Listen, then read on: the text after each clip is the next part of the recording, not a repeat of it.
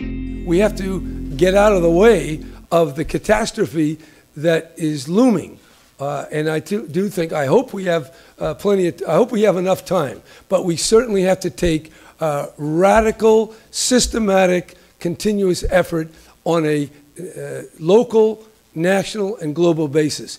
Is this hard? You bet it's hard.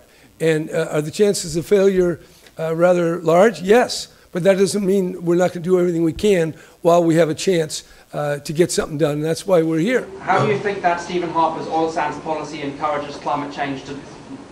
I would say that he ought to be re-examining what he's doing. And Canada has a long way to go, as does the United States, as does everybody.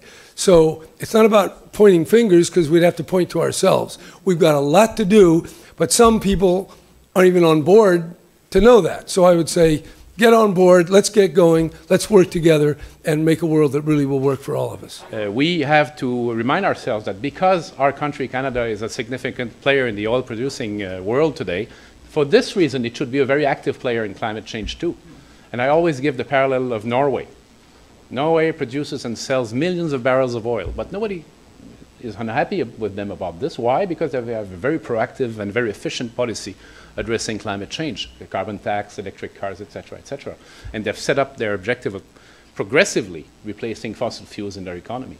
So for this reason, we should also be leaders, and we at the provincial level and territorial level are basically filling the void, if I can say so, and showing to the rest of the world that we are acting. This is big, and that's why we can't wait for propaganda from certain oil companies or conservative parties that don't want to do anything. We are doing something. We're here. That's why I've come to Canada. That's why the premiers of the respective provinces are committed as well. So the stakes couldn't be higher, and the hour is very late. This is about the future of humanity. It's that urgent. And of course it would be better if we were 30 years ago and we were taking these actions. Of course it would be. But we're here today. We have a certain capacity, and it's our responsibility. It's our moral, it's our political, it's our economic responsibility to take every action that we can, and that's what we're doing as in our jurisdictions.